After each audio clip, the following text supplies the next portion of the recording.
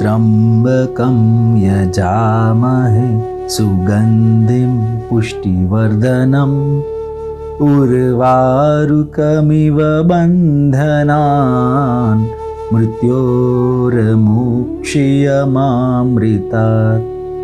करोड़ो ब्रह्मांडोना नायक आशुतोष महादेवना दिव्य चरित्रोનું દિગ્દર્શન કરાવતી પવિત્ર કથા એટલે શિવ મહાપુરાણની કથા. સમસ્ત બ્રહ્માંડોમાં એકમાત્ર વ્યાપ્ત શિવ તત્વનું સૂક્ષ્મથી સૂક્ષ્મ નિરૂપણ કરતું મહર્ષિ વેદવ્યાસ રચિત મહાપુરાણ એટલે શિવ મહાપુરાણ. પૂજ્યપાદ સદગુરુ સ્વામી શ્રી નિર્દોષાનંદ સરસ્વતીજી મહારાજના કૃપાપાત્ર સદશિષ્ય સ્વામી શ્રી ભોળાનંદ સરસ્વતીજી મહારાજના સુરત મુકામે સંવંત 2080ના ચાતુર્માસ દરમિયાન તેઓ શ્રીના શ્રી મુખેથી પ્રવાહિત થયેલી શ્રી શિવ મહાપુરાણ કથા સત્સંગ સરિતા પૂજ્ય શ્રીની અત્યંત સરળ, ભાવભક્તિપૂર્ણ, સુસ્પષ્ટ અને સર્વગ્રાહ્ય સુમધુર વાણી દ્વારા વહેતી આ કથા સરિતા હૃદયમાં પ્રસ્ફુટિત કરે છે અદ્ભુત શિવચરણાનુરાગ. શિવોપાસનાનું રહસ્ય પ્રત્યેક કથાની માર્મિક સમજૂતી સાથે અનેક ઐતિહાસિક પ્રસંગોનું સુંદર નિરૂપણ શ્રોતાજનોને મંત્રમુગ્ધ કરે છે. જીવનું શિવ સાથે અનુસંધાન કરાવતી, અંતરમાં અનેરો શિવ ભક્તિ ભાવ જગાડતી અને શિવ તત્વ જ્ઞાન વડે મુક્તિનો માર્ગ બતાવતી આ કથાનું રસપાન કરીએ. ચાલો આ શિવ મહાપુરાણની કથા સત્સંગ સરિતામાં સ્નાન કરી ધન્યતા અનુભવીએ. પ્રતિદિન સત્સંગ પ્રવચનનું જીવંત પ્રસારણ નિહાળો ગુરુ સાનિધ્ય યુટ્યુબ ચેનલ પર. ઓમ નમો નારાયણાય. મનુષ્ય જાતિના ઉદ્ધાર માટે કળિયુગના મનુષ્યોના કલ્યાણ માટે બધા મનુષ્યોને પાપમાંથી ઉગારીને ભગવાનની ભક્તિમાં લગાડવા માટે, કલ્યાણ તરફ અગ્રેસર કરવા માટે મહર્ષિ વેદવ્યાસજીએ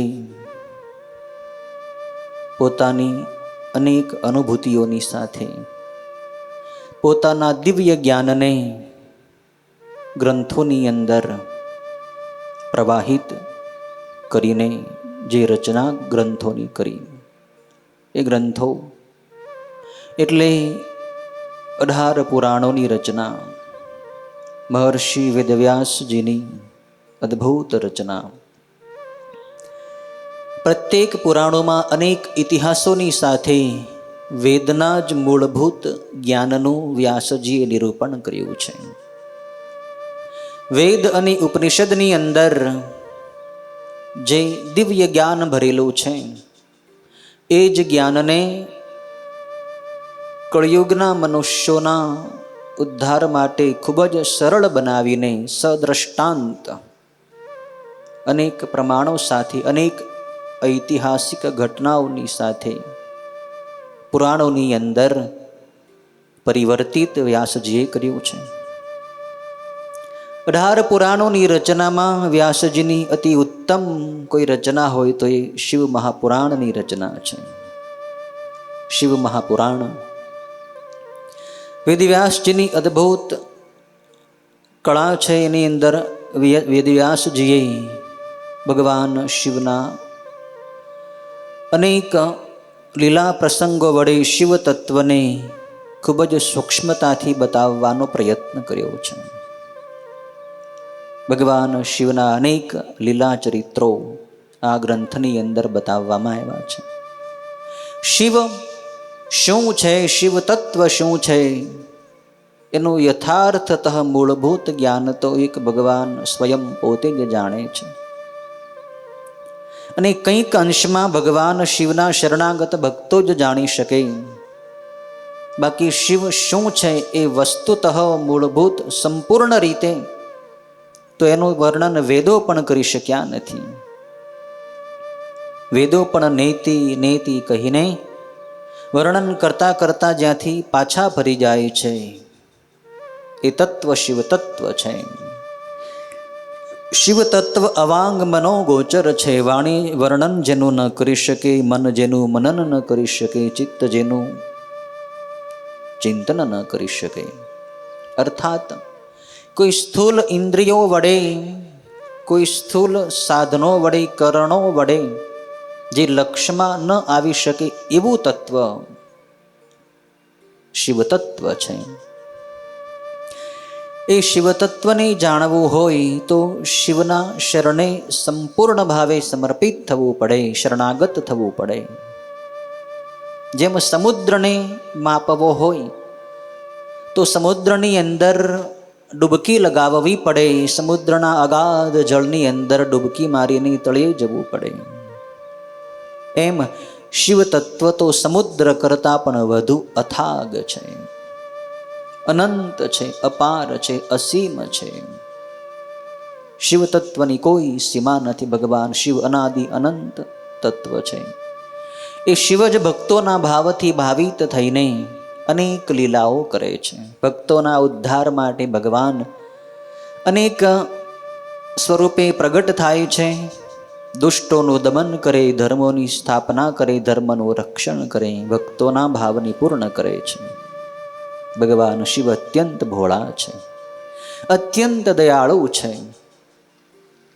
શિવની સાથે કોઈ વેર કરે પહેલા, પણ પછી પાછો ભગવાનની પાસે ક્ષમા માગી લે તો શિવ એને ક્ષમા આપી દે છે.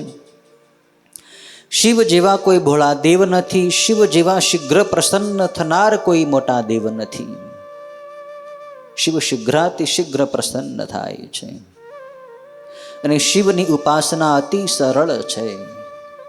કોઈ વધારે સમયની જરૂર નથી, વધારે સામગ્રીની જરૂર નથી, વધારે યોગ્યતાની પાત્રતાની જરૂર નથી. શિવનો દરબાર બધાની માટે ખુલ્લો છે. શિવ જ એક એવા દેવ છે જેને દેવતાઓ પણ માને છે અને ઉપાસે છે, દાનવો પણ ઉપાસે છે, રાક્ષસો અસુરો પણ ઉપાસે છે. ભગવાન રામ પણ જેની ઉપાસના કરે અને રામના શત્રુ રાવણ પણ એની ઉપાસના કરે. દેવો અને દાનવો, માનવો બધાય શિવની ભક્તિ તો કરે જ છે. ઋષિઓ પણ કરે અને પામર જીવો પણ શિવની ઉપાસના કરે છે. અને શિવ સર્વને સમાન રીતે અભિષ્ટ વસ્તુ પ્રદાન કરે છે. જે વસ્તુની અભિલાષા રાખીને શિવની ઉપાસના જીવે કરી હોય, શિવ એની ઈચ્છિત વસ્તુ એને આપે છે. તમામ ઈચ્છાઓ છોડીને નિષ્કામ ભાવથી શિવોપાસના કરી હોય તો ભગવાન શિવ એને પરમ મુક્તિ આપે છે. પ્રથમ સકામ ભાવથી પણ જો ભક્ત શિવની ઉપાસના કરવા માંડે તો સકામ ઉપાસના કરતા કરતા પણ ભક્તને સમજાઈ જાય છે કે ખરેખર ભૌતિક પદાર્થો મને શાશ્વત સુખ આપી શકતા નથી. પછી એની સકામ ભાવના નષ્ટ થઈ જાય છે, એની અંદર નિષ્કામતા આવી જાય છે. કેમ કે શિવની ભક્તિમાં જ એટલો આનંદ આવે, શિવની ઉપાસનામાં જ એટલો આનંદ આવે કે પછી કોઈ ભૌતિક ચીજોની એને વાસના રહે નહીં, કામના રહે નહીં. કેમ કે ઉત્તમ ચીજ પ્રાપ્ત થાય એટલે અધમ વસ્તુ છૂટી જાય, ઉત્કૃષ્ટ મળે એટલે જે હીન વસ્તુ છે, જે નાશવાન ચીજ છે એનો મોહ છૂટી જાય છે. શ્રેષ્ઠ વસ્તુ પ્રાપ્ત થઈ જાય એટલે કનિષ્ઠ વસ્તુનો મોહ નષ્ટ થઈ જાય, સ્વાભાવિક છે. એમ શિવની ભક્તિ કરતા કરતા જ ભક્તને પોતાના અંતરાત્મામાં અદ્ભુત આનંદની અનુભૂતિ થાય છે. જેથી ભક્ત પછી બધી કામના છોડવા માટે છૂટી જ જાય છે. છોડવા માટે એમ કહેવા કરતાં ભક્તોની કામના બધી છૂટી જ જાય છે. કેમ કે શિવની ભક્તિનો આનંદ અનુપમ છે.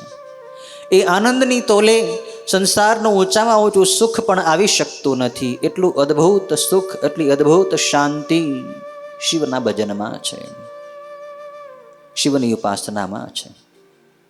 ઋષિઓ મુનિઓએ સાધનાઓ કરીને શિવ તત્વની અનુભૂતિ કરી છે અને એમણે આવા ગ્રંથોની રચના કરીને મનુષ્યોના ઉદ્ધાર માટે મહાન પ્રયત્ન કર્યો છે.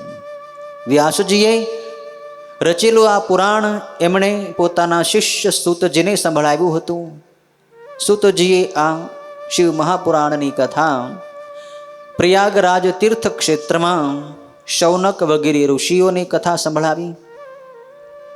સૂત અને શૌનક ઋષિના સંવાદની અંતર્ગત બ્રહ્માજી અને નારદજીનો સંવાદ છે, અને બ્રહ્મા નારદના સંવાદની અંતર્ગત સનતકુમાર અને વ્યાસજીનો સંવાદ છે. આ કથા સંવાદ અંતર્ગત અનુસંવાદ રૂપે આગળ વધી રહી છે. આગળ વધતા વધતા રુદ્ર સંહિતાનો 5મો ખંડ યુદ્ધ ખંડની કથા સનતકુમાર વ્યાસજીને કહી રહ્યા છે. એમાં જલંધરના વધની અદ્ભુત કથા સનતકુમારોએ વ્યાસજીને કહી છે. જલંધર મહાન બળ પરાક્રમ વાળો રુદ્રનો જ તેજ હતો. ભગવાન શિવે એને અત્યંત પરાક્રમ કરીને એનો વધ કર્યો, કારણ કે એ દેવતાઓની અત્યંત પીડતો હતો. ત્યારબાદ પછી સનતકુમારોએ શંખચૂડ નામના અસુરની કથા વ્યાસજીને સંભળાવી રહ્યા છે. 28 અધ્યાય સુધીની કથા પૂર્ણ થઈ. 29મા અધ્યાયની અંદરની કથા ચાલુ છે. કથામાં આપણે જોયું, શંખચૂડ જે અસુર છે એ પૂર્વજન્મનો ભગવાન શ્રી કૃષ્ણનો જ મિત્ર સુદામા છે, જે ગોલોક ધામની અંદર ભગવાન કૃષ્ણનો ગોપમિત્ર હતો. પણ રાધાજીના શાપથી એને અસુર યોનિ પ્રાપ્ત થઈ છે, અસુરનું શરીર પ્રાપ્ત થયું છે. શંખચૂડનો જન્મ દાનવ યોનિમાં થયો છે. કશ્યપ ઋષિની 10 પત્નીઓમાં દનુ નામની એક પત્ની, એ દનુ નામની પત્નીથી જે પુત્રો થયા એ બધા દાનવો કહેવાના. એ દનુ પત્નીનો એક પુત્ર વિપ્રચિત્તિ હતો, અને વિપ્રચિત્તિનો પુત્ર દંભ નામે અસુર હતો. એ દંભાસુરને કોઈ સંતાન નહોતું, એટલે 1 લાખ વર્ષ સુધી એણે ભગવાન શ્રી કૃષ્ણના મંત્રનો જપ કર્યો, અને ભગવાન કૃષ્ણ પાસેથી પુત્ર પ્રાપ્તિનું વરદાન એણે મેળવ્યું. અને શ્રી કૃષ્ણ કૃપાથી એને એનો જે ગોપમિત્ર સુદામા હતો એ જ દંભ અસુરનો પુત્ર બને છે, અને એનું નામ જ શંખચૂડ પડે છે. કારણ રાધાજીનો સુદામાને શાપ હતો, એટલે અસુર તો એને બનવાનું જ હતું સુદામાને. અને આ યોગે ભગવાન કૃષ્ણ એની ઉપર કૃપા કરીને એ જ સુદામા ગોપને શંખચૂડ બનાવ્યો છે. શંખચૂડે તપ કરીને વરદાનો પ્રાપ્ત કર્યા છે. બ્રહ્માજીનું અદ્ભુત તપ કર્યું છે, અને દેવતાઓને પણ જીતી શકે અને કોઈ મારી શકે નહીં એવું અદ્ભુત વરદાન બ્રહ્માજીની પાસેથી પ્રાપ્ત કર્યું છે. દંભ અસુરે પણ ભગવાન કૃષ્ણની પાસેથી એવો પુત્ર માગ્યો કે મને એવો પુત્ર આપો જે દેવતાઓને પણ જીતવો મુશ્કેલ બને, જે દેવતાઓને પણ હરાવી દે. બ્રહ્માજીએ પણ શંખચૂડને વરદાન આપ્યું છે, તું દેવતાઓને પણ વશ કરી શકીશ, દેવતાઓને પણ હરાવી શકીશ. બ્રહ્માજીએ શંખચૂડનો વિવાહ તુલસી નામની કન્યા સાથે કરાવ્યો છે. એ તુલસી ધર્મધ્વજની પુત્રી છે. એ પણ અદ્ભુત તપ કરી રહી હતી બદ્રિકાશ્રમ પર્વત ઉપર. શંખચૂડને બ્રહ્માજી ત્યાં મોકલ્યો છે, અને ગાંધર્વ વિધિથી શંખચૂડ અને તુલસીનો વિવાહ થયો છે. તુલસી મહાન પતિવ્રતા છે, પાતિવ્રત્ય ધર્મનું પાલન કરે છે. શંખચૂડ પોતાના પિતાની પાસે તપશ્ચર્યા પૂર્ણ કરીને પાછો આવે છે, અને શુક્રાચાર્યજીએ શંખચૂડને બધાય દાનવોનો રાજા બનાવ્યો છે. શંખચૂડની પાસે તપનું બળ તો હતું જ, એને મહાન બળ પરાક્રમ કરીને દેવતાઓને સ્વર્ગમાંથી હાંકી કાઢ્યા છે. દેવતાઓ દુઃખી થયા. શંખચૂડ ભલે દાનવ યોનિને પ્રાપ્ત થયો છે, પણ પૂર્વ જન્મનો કૃષ્ણ ભક્ત હોવાથી એ સજ્જન છે, કૃષ્ણની ભક્તિ કરે છે, અને એના રાજ્યની બધી પ્રજા પણ સુખી છે, કેમ કે બધી પ્રજા ધર્મનું પાલન કરે છે. શંખચૂડ પોતાના રાજ્યમાં બધી પ્રજાને ધર્મનું પાલન કરવાની આજ્ઞા કરે છે. એ વખતે સમયસર વરસાદ વરસે છે. પૃથ્વી ખેડ્યા વગર જ સુંદર પાક આપે છે. હંમેશા પૃથ્વી ધાન્યોને ખેડ્યા વગર જ પકવી આપતી હતી. ફળો હંમેશા રસયુક્ત રહેતા હતા. શંખચૂડના રાજ્યમાં મણિયોની, માણેકની, હીરાની અનેક ખાણો નીકળતી હતી અને સમુદ્રો તો રત્નોની ખાણ બન્યા હતા. વૃક્ષો કાયમ પુષ્પો અને ફળ આપતા હતા. નદીઓ સુંદર સ્વચ્છ પાણી વહેતી હતી. બધાય જીવો સુખી હતા, પણ માત્ર એક દેવતાઓ જ દુઃખી હતા, કેમ કે દેવતાઓનું રાજ્ય શંખચૂડે પડાવી લીધું હતું. બાકી શંખચૂડની બધી પ્રજા પરમ સુખી હતી અને શંખચૂડ પણ કૃષ્ણની ભક્તિમાં તત્પર રહેતો હતો. માત્ર પૂર્વજન્મના રાધાજીના શાપથી જ એ દાનવ શરીરને પામ્યો હતો અને એટલે જ એને દેવતાઓની સાથે વૈર હતું. બાકી એની પ્રજા સુખી સંપન્ન હતી. દેવતાઓ પછી બ્રહ્માજીની પાસે જાય છે. હે પિતામહ બ્રહ્મા, આપ કંઈક પ્રયત્ન કરો. શંખચૂડ અમારો દ્રોહી બન્યો છે, અમારો રાજ્ય પડાવી લીધું છે, યજ્ઞના ભાગ એ બધા લઈ જાય છે, અમારી બધી સંપત્તિ રત્નો ને એ હરી ગયો છે. બ્રહ્માજીએ દેવતાઓને શાંત પાડ્યા. તમે શાંત રહો, હું એનો કંઈક પ્રયત્ન કરીશ. બ્રહ્માજી ભગવાન વિષ્ણુની પાસે વૈકુંઠમાં જાય છે. પ્રાર્થના કરે છે ભગવાન વિષ્ણુને કે પ્રભુ, આપનો જ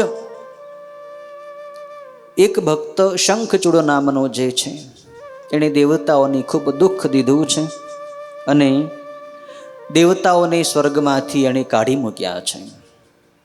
આપ એને સમજાવો અને રાજ્ય દેવતાઓનું પાછું અપાવો. ભગવાન વિષ્ણુ પણ કહે છે કે બ્રહ્માજી, હું એનું વૃત્તાંત જાણું છું. ભગવાન વિષ્ણુ કહે છે કે હે પિતામહ બ્રહ્મા, એ શંખચૂડ છે એ મારો જ પૂર્વજન્મનો ભક્ત, અહીંયાનો ગોવાળ છે. મારો જ અંશાવતાર જે ભગવાન કૃષ્ણ છે. અને એ કૃષ્ણ ભગવાન શિવની જે ગૌશાળા છે એ ગૌશાળાનું રક્ષણ કરે છે. એ કૃષ્ણનો જ એ ગોપ મિત્ર છે, સખા છે. પુરાતની ઇતિહાસ હું તમને સંભળાવું છું, તમે સાંભળો. જેની પાસે સર્વના ઉપર શિવલોક છે, એ પરથી પણ પર છે, જ્યાં ભગવાન શંકર રહેલા છે. એ ભગવાન શિવ જ્યાં રહે છે એ શિવલોકની પાસે જ એની ગૌશાળા છે, જેનું નામ ગોલોક છે. અને એ ગોલોકમાં ભગવાન શંકરની જે ઈચ્છાથી મહારાજ સ્વરૂપભૂત શ્રી કૃષ્ણ ભગવાન શંકરની ગાયોનું રક્ષણ કરવા માટે તેમની આજ્ઞાથી વસે છે. એ પણ ભગવાન શંકર થકી જ સુખ પામીને સદાય સુખી અને વિહાર જાણનારા હોય, સારી રીતે ક્રીડા કરે છે. એમની સ્ત્રી જગદંબા રાધા નામે કહેવાય છે. એ પણ પાંચમી શ્રેષ્ઠ પ્રકૃતિ છે અને ત્યાં એમના શરીરથી ઉપજેલા ઘણાય ગોપ અને ગોપીઓ છે, જેઓ કાયમ ઉત્તમ વિહારમાં તત્પર રહે છે. અને એ જ ગોવાળિયાઓમાંનો એક ગોવાળ સુદામા, એ સુદામાની રાધાનો શાપ છે, એટલે એ દાનવ યોનિને પામ્યો છે અને હાલમાં શંખચૂડ નામે એ જન્મ્યો છે.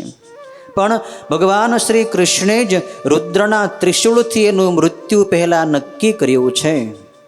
તો ભગવાન રુદ્ર જ એ શંખચૂડનો વધ ત્રિશૂળ વડે કરશે. મારે એને મારવો યોગ્ય નથી. તમે અને હું આપણે બધાય ભગવાન શંકરના શરણે જઈએ. ભગવાન શિવ એના ઉપર કૃપાળુ બનશે. શિવના હાથે જ એનું મૃત્યુ છે. એટલે ભગવાન શિવ એની સાથે યુદ્ધ કરીને એને ત્રિશૂળ વડે હણશે અને પછી એ જ શંખચૂડ પાછો ભગવાન શ્રી કૃષ્ણના ધામમાં જતો રહેશે અને શ્રી કૃષ્ણનો જ પાર્ષદ બની જશે. આ અવશ્યમ ભાવી છે.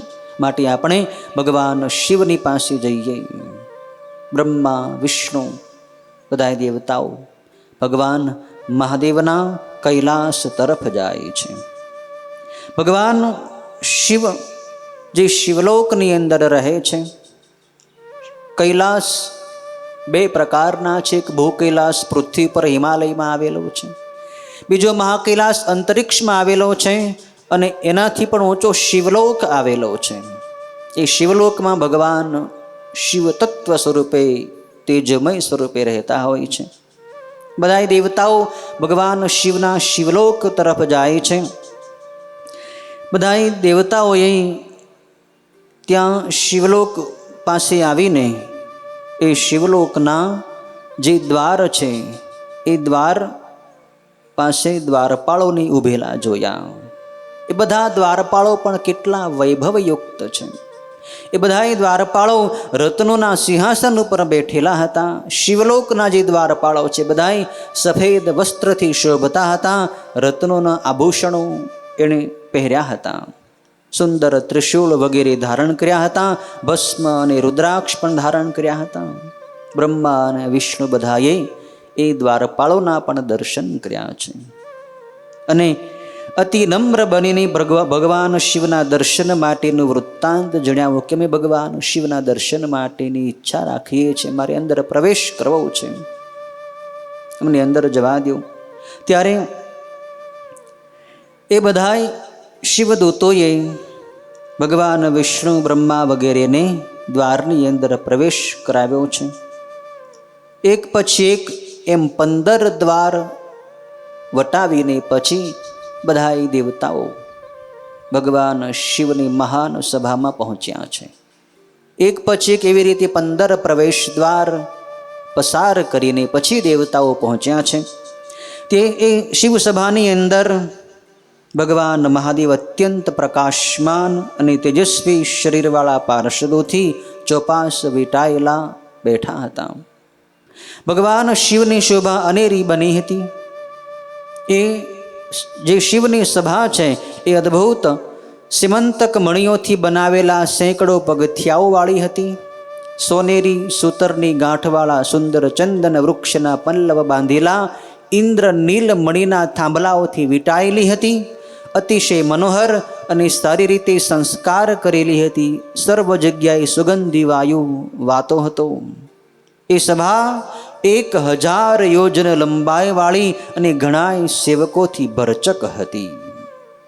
ત્યાં દેવોના ઈશ્વર ભગવાન વિષ્ણુએ અંબા દેવી સહિત ભગવાન શંકરના દર્શન કર્યા છે.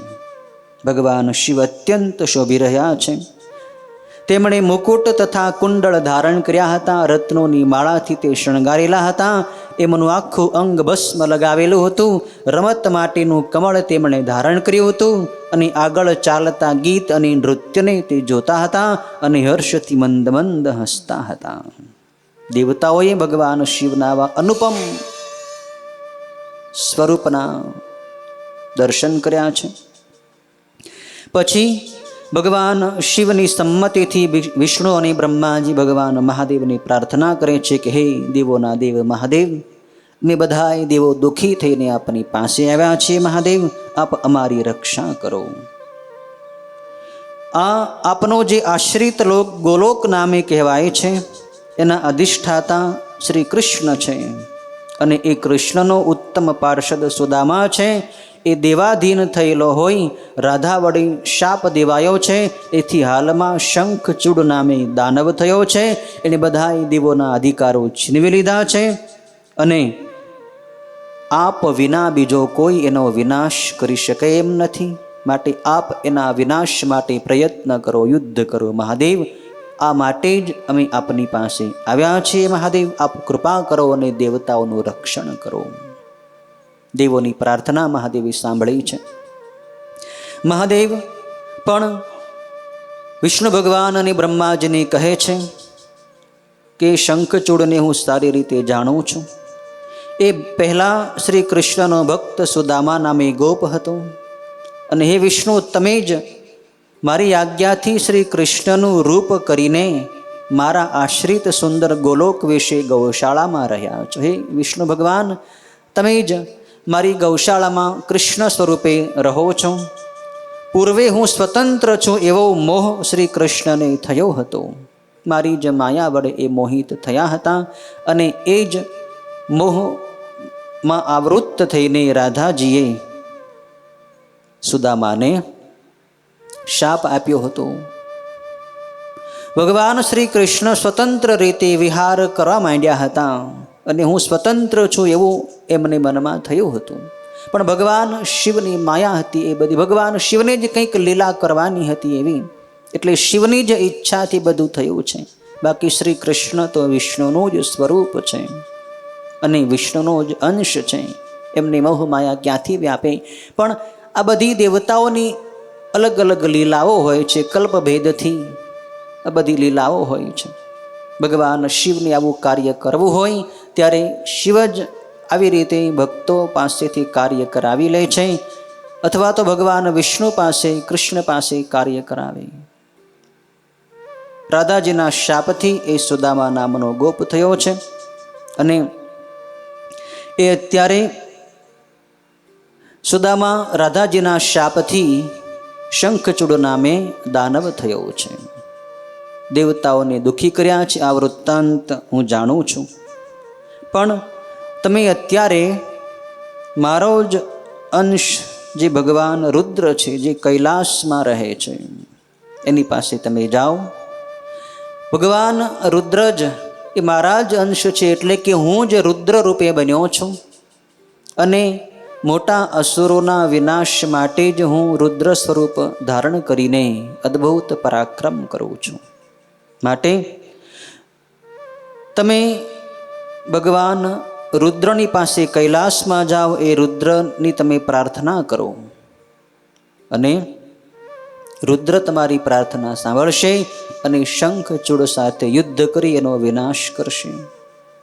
આવી રીતે ભગવાન મહાદેવે બધાય દેવતાઓને ત્યાંથી કૈલાસ તરફ મોકલ્યા છે. બ્રહ્મા, વિષ્ણુ, બધાય દેવતાઓ ભગવાન મહારુદ્રની પાસે કૈલાસમાં આવે છે.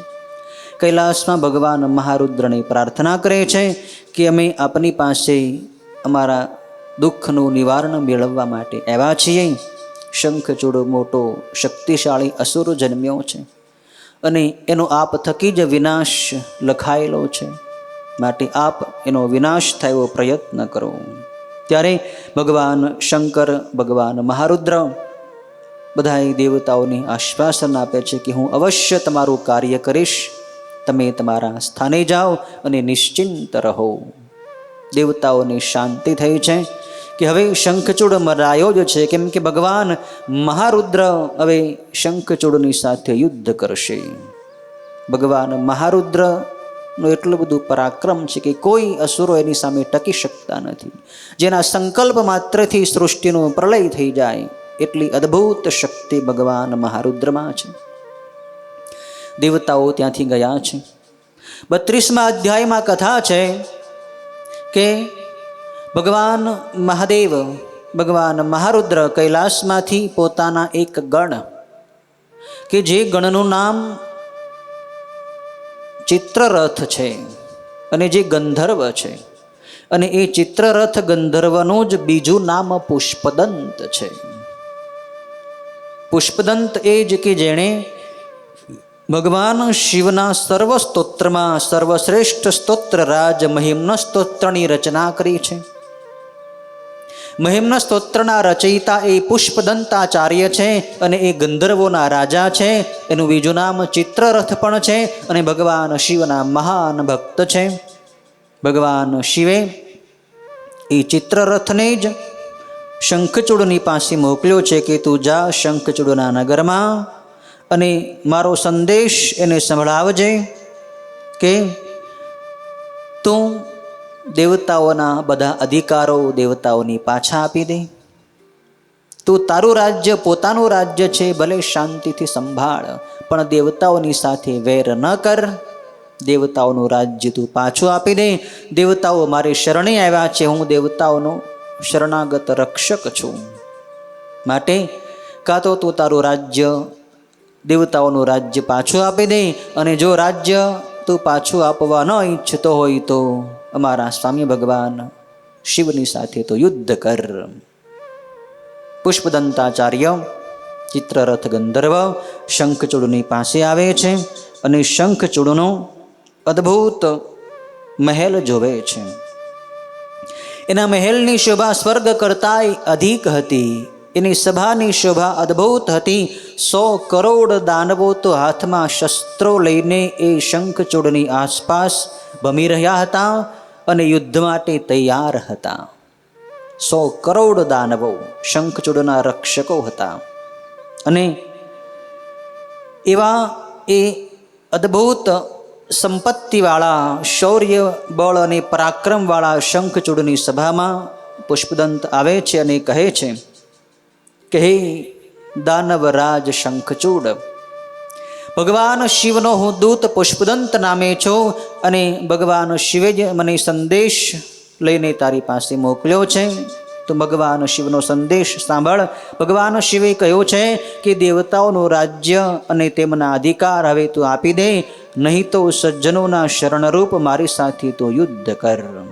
હું ક્રોધે ભરાયેલો મહારુદ્ર છું અને તારો અવશ્ય નાશ કરીશ. દેવતાઓ મારી શરણે આવ્યા છે. મેં દેવતાઓને અભયદાન દીધું છે અને શરણે આવેલા ઉપર હું પ્રેમ ધરાવું છું અને દુષ્ટોને હું દંડ આપું છું. હે દાનવરાજ, તું રાજ્ય આપી દઈશ કે યુદ્ધ કરીશ? બેમાંથી એક વાતનો વિચાર કરી અત્યારે જ તું મને ઉત્તર દે. કાં તો તું રાજ્ય આપી દે અને કાં તો યુદ્ધ આપ. બેમાંથી એક વાતનો નિર્ણય તું મને જલ્દી સંભળાવી દે. ત્યારે શંખચૂડ એ પુષ્પદંતને પોતાનો નિર્ણય સંભળાવે છે કે હે વીર પુરુષ, હું દેવોને રાજ્ય આપવાનો નથી એ નક્કી છે. કેમ કે પૃથ્વી તો વીર પુરુષોને ભોગવવા યોગ્ય હોય છે. અમે વીર તો અમે છીએ, દેવતાઓ તો કાયર છે. કાયરના હાથમાં પૃથ્વીનું શાસન સોંપાય ન સોંપાય. અમે વીર છીએ, માટી પૃથ્વીના અધિપતિ અમે છીએ. એટલે માટે પૃથ્વીનું રાજ્ય અમે દેવતાઓને પાછું નહીં આપીએ. મારો સંદેશ તો ભગવાન રુદ્રને સંભળાવી દે કે હે રુદ્ર, દેવોનો પક્ષ કરનાર તમને હું યુદ્ધ આપીશ. હું યુદ્ધ કરવા તૈયાર છું. યુદ્ધ વગર હું રાજ્ય નહીં આપું. જેના ઉપર શત્રુ ચડાઈ કરે એ વીર જગતમાં અધમ ગણાય છે. કોઈ રાજાની ઉપર કોઈ બીજો રાજા ચડાઈ કરે તો પહેલો રાજા કાયર ગણાય, અધમ ગણાય છે. માટે ભગવાન રુદ્ર મારી ઉપર ચડાઈ કરે એ પહેલાં જ હું રુદ્ર ઉપર ચડાઈ કરીશ. હું અવશ્ય તમારા ઉપર ચડાઈ કરીશ અને એ ચડાઈ પણ વિલંબ વગર આવતીકાલે સવારે જ હું આવી પહોંચીશ. અને કેમ કે વીરની ચડાઈ વિચાર વગરની હોય છે. વીર લોકો જ્યારે ચડાઈ કરે ને ત્યારે કાંઈ વિચાર કરવા ન બેસે કે કેવી રીતે યુદ્ધ કરવું, ક્યાં ઘેરો નાખવો, કેવી રીતે કૌશલ્ય બધું બતાવવું, કાંઈ વિચાર કર્યા. કેમ કે પોતે વીર છે, એને પોતાના બળ ઉપર વિશ્વાસ હોય છે. એટલે હું જો આવતીકાલે સવારમાં જ યુદ્ધ માટે આવી પહોંચીશ, ભગવાન રુદ્રને મારો સંદેશ તું સંભળાવી દે. ત્યારે પુષ્પદંતાચાર્યે, જે ભગવાન શિવના ગણ છે, એણે શંખચૂડને સમજાવ્યો છે કે ભાઈ શંખચૂડ, તારા હિતની વાત હું તને કહું છું, તું સમજી જા. હે રાજેન્દ્ર, ભગવાન શંકરના જે બીજા નાના નાના ગણો છે ને, એ ગણોની આગળ પણ તું ઊભો રહેવાની યોગ્ય નથી. તારા કરતાં તો ભગવાન શિવના નાના સામાન્ય ગણોની અંદર પણ વધારે પરાક્રમ છે. તો ભગવાન મહારુદ્રની સામે તો તું ઊભો કઈ રીતે રહી શકવાનો છો? તારું હિત હું તને કહું છું, તું શાંતિથી યુદ્ધ કર્યા વગર રાજ્ય પાછું આપી દે. કેમ કે મહારુદ્રની સામે કોઈ ટકી શકે એમ નથી. અને આજ સુધીમાં તો ભગવાન મહારુદ્રે અનેકો જલંધર જેવા, ત્રિપુરાસુર જેવા અનેકો મોટા મોટા, તારા કરતાં પણ વધારે બળવાન હતા એવા અસુરોનો વિનાશ કર્યો છે. માટે તું સમજી જા, યુદ્ધ બંધ રાખ અને તું પાતાળમાં જતો રહે. દાનવોનું રાજ્ય પાતાળમાં છે, ત્યાં જઈને તું રાજ્ય કર. તું એ શિવને સામાન્ય દેવ જાણીશ નહીં. જેમની ભમ્મર માત્ર વાંકી થતાં જ સર્વનો પ્રલય થઈ જાય છે એ ભગવાન મહારુદ્ર છે અને એ દુષ્ટોનો નાશ કરનારા છે, છતાં નિર્વિકાર હોય પરથી પણ પર છે. એ મહેશ્વર બ્રહ્માના તથા વિશ્વના પણ અધિપતિ છે. તો હે દાનવરાજ, એમની આજ્ઞાનું અપમાન કરવું યોગ્ય નથી. એની આજ્ઞા તું શિરોધાર્ય કરી લે, એની આજ્ઞા માની લે અને શિવને શરણે થઈ જા. મનથી ખૂબ વિચાર કર્યા પછી તું એ મહારુદ્રને મહાન ઈશ્વર તથા ચૈતન્ય સ્વરૂપ પરબ્રહ્મ જાણ. હે તાત, દેવોનું રાજ્ય અને તેમના સર્વ અધિકારો તું સોંપી દે. એમ કરવામાં જ તારું કલ્યાણ છે, નહીં તો તને ભય આવશે. ઘણો સમજાવ્યો છે પુષ્પદંતે, પણ શંખચૂડ કહે છે કે યુદ્ધ વગર હું રાજ્ય આપવાનો નથી. આ મારો સ્પષ્ટ નિર્ણય છે. તું શંકર પાસે જા અને મારો સંદેશ સંભળાવી દે. તો હવે બીજી લાંબી વાત ન કર મારી પાસે. પુષ્પદંત ત્યાંથી જાય છે અને ભગવાન મહારુદ્રને શંખચૂડનો સંદેશ સંભળાવે છે. ભગવાન મહારુદ્ર તુરંત ક્રોધાયમાન થઈને વીરભદ્ર વગેરે મોટા ગણોને આજ્ઞા કરે છે કે હે વીરભદ્ર, હે નંદી, હે ક્ષેત્રપાલ અને હે આઠેય ભૈરવો અને હે બધાય ગણો, તમે બધાય બળથી શોભતા હોય હથિયારો સાથે તૈયારથી આજે જ મારી આજ્ઞાથી મારા બંને પુત્રો ગણેશ અને કાર્તિકેયની સાથે બહાર નીકળો, તેમજ પોતાની સેનાની સાથે બહાર નીકળો. વળી પોતાની સેના સાથે ભદ્રકાળી દેવી પણ યુદ્ધ માટે બહાર નીકળો. હું આજે શંખચૂડનો વધ કરવા માટે જલ્દી નીકળું છું. આપણે બધાએ જવાનું છે અને શંખચૂડનો વધ કરવાનો છે. માટે સર્વ સૈન્યોને સાથે રાખી હે બધાએ મોટા ગણો, તમે આજે જ અહીંથી નીકળો, પ્રસ્થાન કરો. ભગવાન મહારુદ્રની આજ્ઞા થાય અને આ બધા ગણો તો યુદ્ધમાં હોશિયાર છે અને યુદ્ધ કરવાનો એને ખૂબ હોશ ઉત્સાહ હોય છે. યુદ્ધનું નામ પડે એટલે બધા થનગનાટ કરવા માંડે. એટલા બધા બળ અને પરાક્રમવાળા શિવના ગણો છે. ભગવાન શિવના કરોડો અબજો ને ખરબો ગણો આવ્યા છે, યુદ્ધ માટે નીકળી પડ્યા છે. તેઓ બધાય ગણો હજાર હજાર હાથવાળા હતા, જટાના મુકુટને ધારણ કરનારા હતા, ચંદ્રની કળાના આભૂષણોવાળા હતા અને ઉત્તમ ભસ્મ ધારણ કરવાવાળા હતા. એમાંના કેટલાક પૃથ્વી પર ફરનારા હતા, કેટલાક પાતાળમાં ફરવાવાળા હતા, કેટલાક આકાશમાં ફરવાવાળા હતા, કેટલાક સાતે સ્વર્ગમાં ફરનારા હતા. એકંદરે સર્વલોકમાં વસનારા શિવના ગણો દાનવો સાથે યુદ્ધ કરવા માટે નીકળી પડ્યા છે.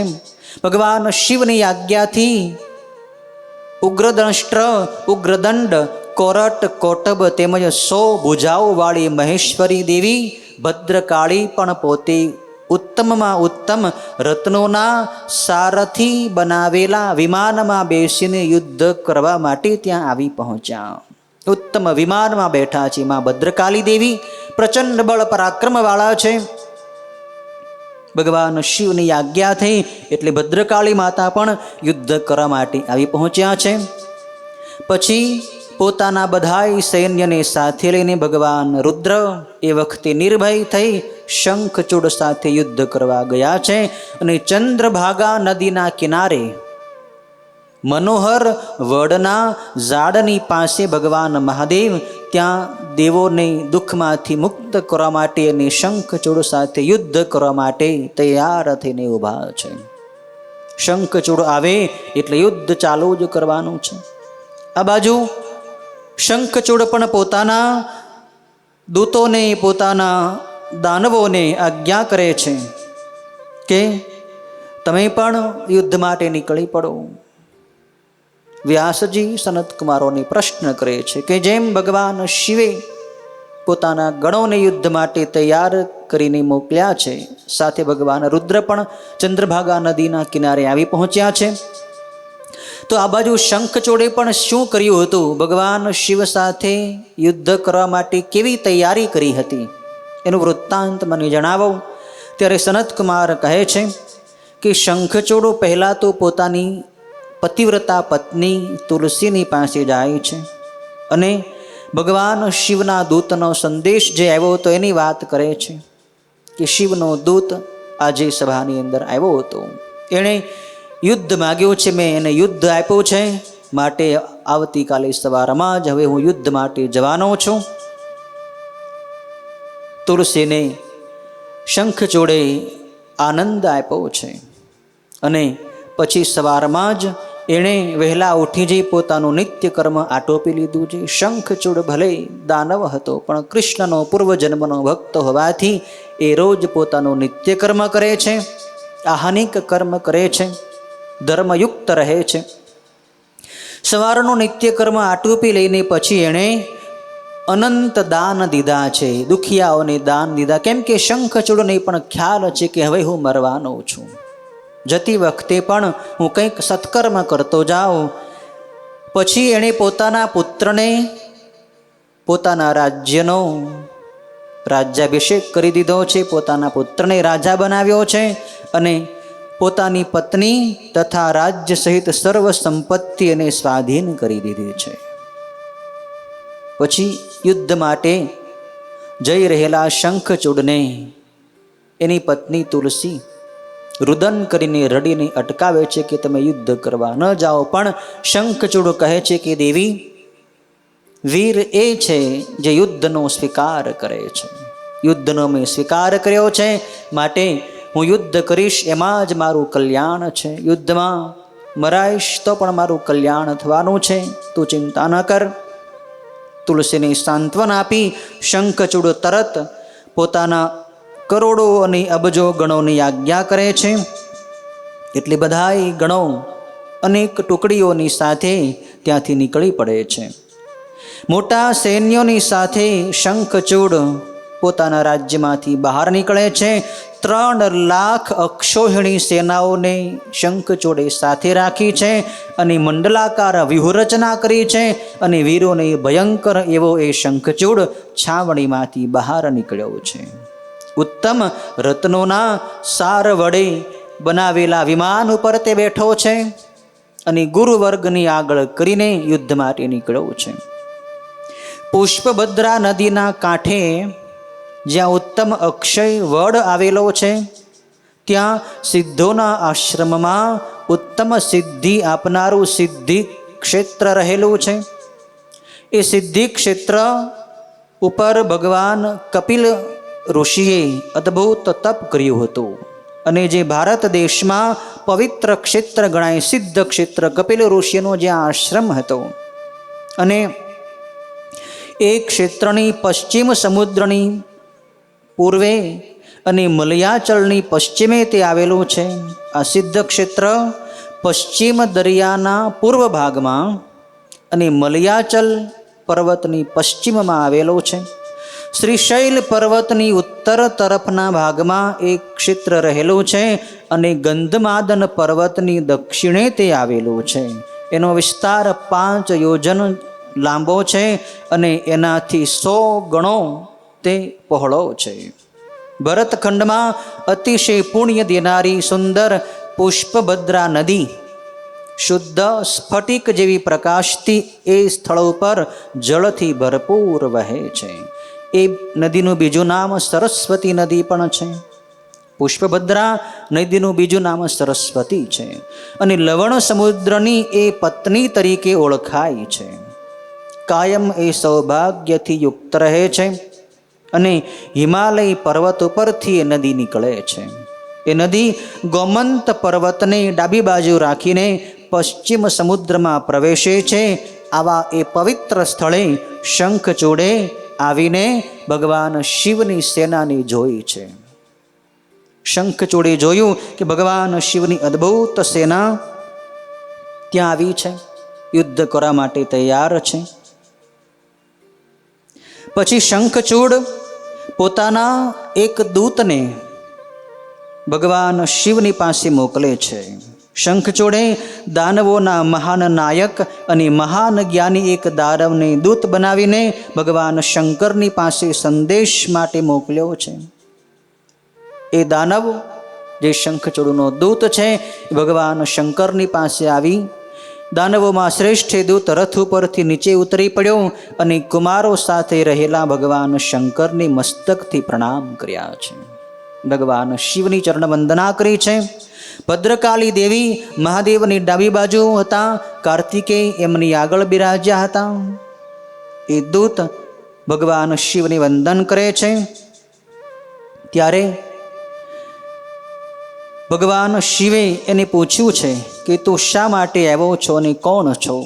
ત્યારે દૂત બોલ્યો કે હે મહેશ્વર, હું શંખચૂડનો દૂત આપની પાસે આવ્યો છું અને આપની શી ઈચ્છા છે તે જાણવા માટે આવ્યો છું. આપ શા માટે શંખચૂડની સાથે યુદ્ધ કરવા માટે આવ્યા છો? અમારા સ્વામી શંખચૂડે આપનો તો કાંઈ દ્રોહ કર્યો નથી, આપનું તો કાંઈ બગાડ્યું નથી, તો આપ વિના કારણે અમારા સ્વામી શંખચૂડ સાથે યુદ્ધ કરવા માટે શા માટે આવ્યાનો હેતુ શું છે? ત્યારે ભગવાન મહાદેવ કહે છે કે હે દૂત, તું સાંભળ. જગતના સ્રષ્ટા અને ધર્મના જાણનારા બ્રહ્મા ધર્મના પિતા છે.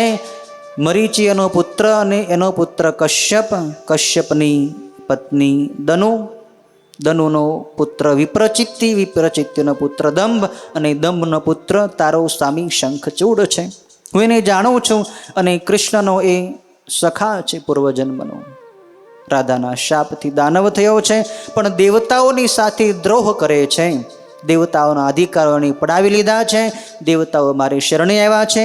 હું દેવતાઓને મેં અભિદાન આપી દીધું છે, માટે હું યુદ્ધ માટે આવ્યો છું. મેં પહેલાં જ કહ્યું હતું, મારા દૂતને મોકલ્યો હતો કે તું દેવતાઓનું રાજ્ય પાછું આપી દે, નહીંતર યુદ્ધ કર. દેવતાઓનું રાજ્યને પાછું આપ્યું નથી, માટે યુદ્ધ કરવા હું આવ્યો છું. હજી પણ મારો સંદેશ તું તારા રાજા શંખચૂડને સંભળાવી દે.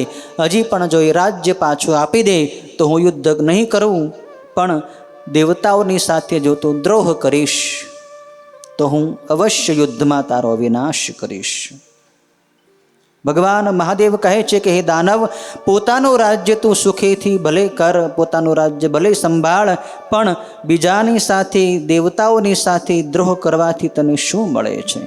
તમે બધાએ દેવો અને દાનવો તો કશ્યપ ઋષિના જ વંશમાં જન્મેલા છો ને.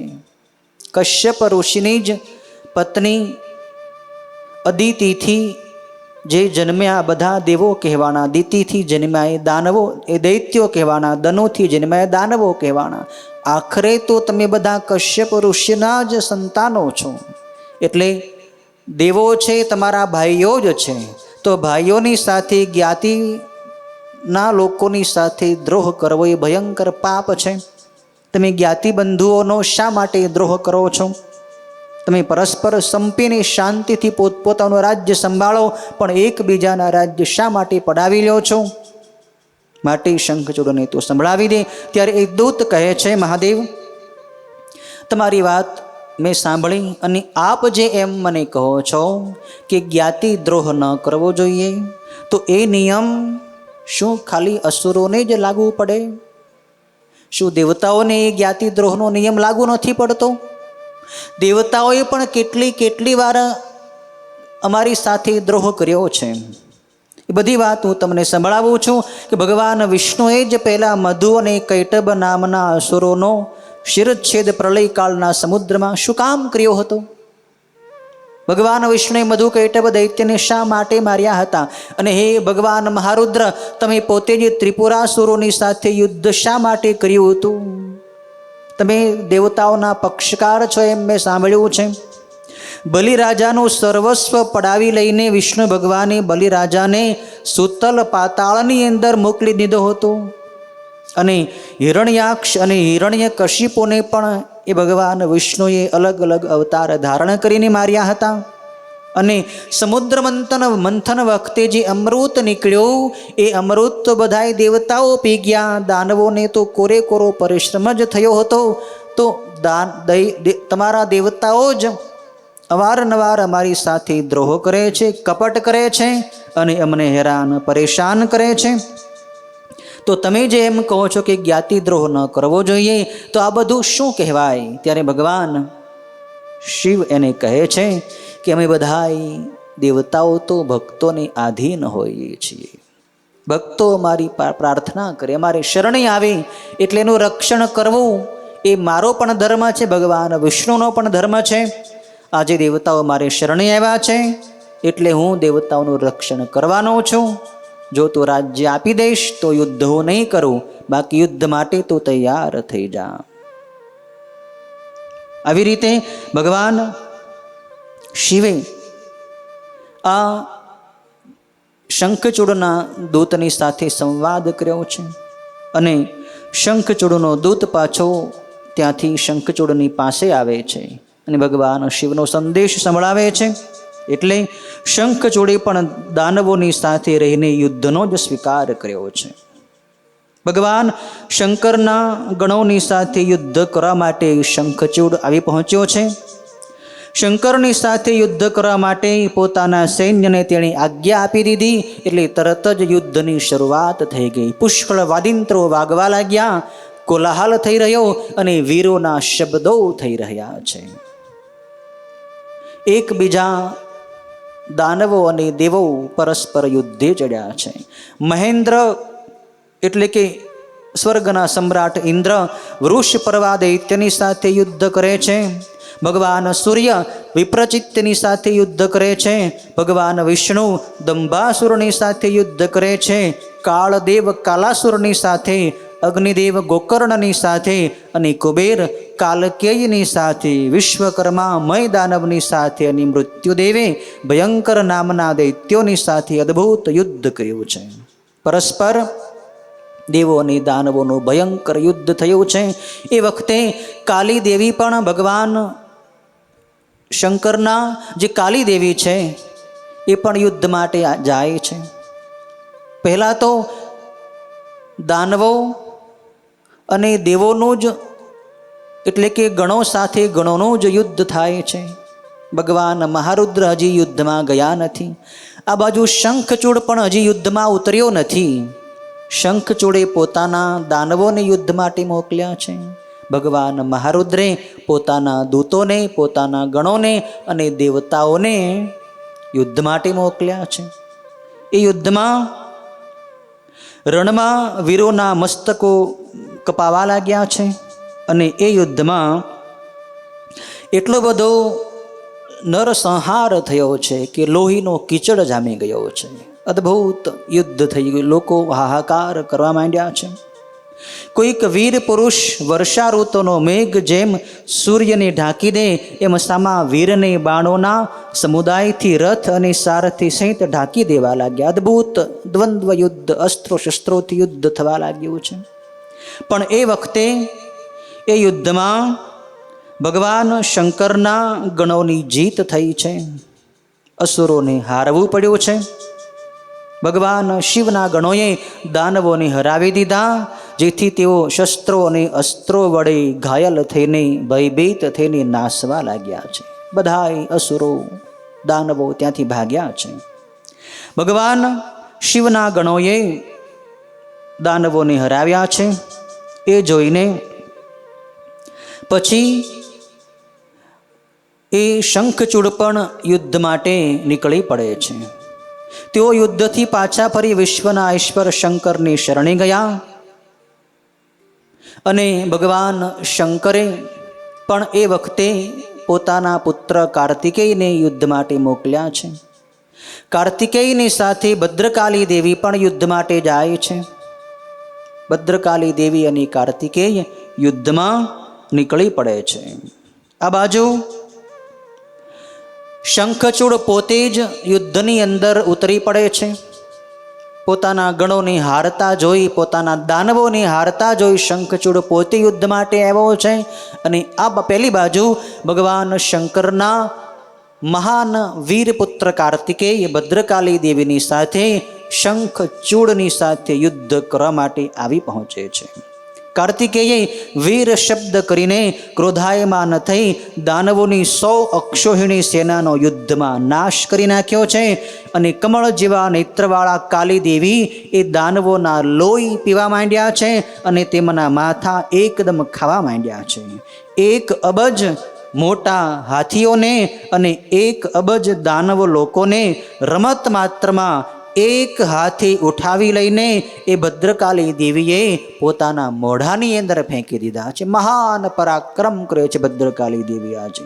એ વખતે હજારો માથા વગરના ધડ એ રણની અંદર નાચવા લાગ્યા છે. કાયરોને પણ ભય ઉપજાવે, કાયરોને ભય ઉપજાવતો મોટો કોલાહલ મચી રહ્યો. કાર્તિકેય અત્યંત કોપ કરીને બાણોનો વરસાદ વરસાવી મૂક્યો છે. વૃષપર્વા, વિપ્રચિત્તિ, દંડ અને વિકંપન નામના અસુરોએ વારા પરથી કાર્તિકેયની સાથે યુદ્ધ કર્યું છે.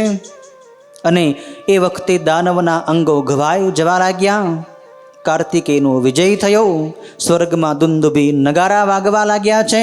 પુષ્પોની વૃષ્ટિ થવા લાગી. શંખચૂડ એકદમ કોપ કરીને યુદ્ધ માટે આવ્યો છે. અનેક શસ્ત્રો તથા અસ્ત્રોથી ભરપૂર વિમાનમાં ચડી બેઠો છે અને કાર્તિકેયની સામે યુદ્ધ કરવા માટે આવ્યો છે. એણે નંદીશ્વર વગેરે જે ગણાઓ હતા એ બધાની સાથે શંખચૂડે ભયંકર યુદ્ધ કર્યું છે. એટલે એ મોટા મોટા ગણો પણ શંખચૂડ સામેના યુદ્ધમાં ભાગવા માંડ્યા છે. એકલા કાર્તિકેય જ એ રણના મોખરે ઊભા રહ્યા છે. શંખચૂડે પર્વતોની, સર્પોની, નાગ દેવતાઓની, વૃક્ષોની પણ વૃષ્ટિ કરવા માંડી છે. એ વૃષ્ટિથી શિવપુત્ર કાર્તિકેય ઘાયલ થવા લાગ્યા છે. મય દાનવે બતાવેલી અનેક જાતની માયા પણ શંખચૂડે કરવા માંડી છે. શંખચૂડે બાણ વડે કાર્તિકેયનું ધનુષ્ય કાપી નાખ્યું છે. રથ ભાંગી નાખ્યો. રથના સારથીને ઘાયલ કર્યો. દિવ્ય અસ્ત્રોથી તેમના વાહન મોરને પણ ઘાયલ કર્યો છે. સૂર્ય જેવી કાંતિવાળી વિઘાતક શક્તિનો એ કાર્તિકેયની છાતી ઉપર પ્રહાર કર્યો, જેથી ક્ષણવાર એ કાર્તિકેય મૂર્છા પામી ગયા છે.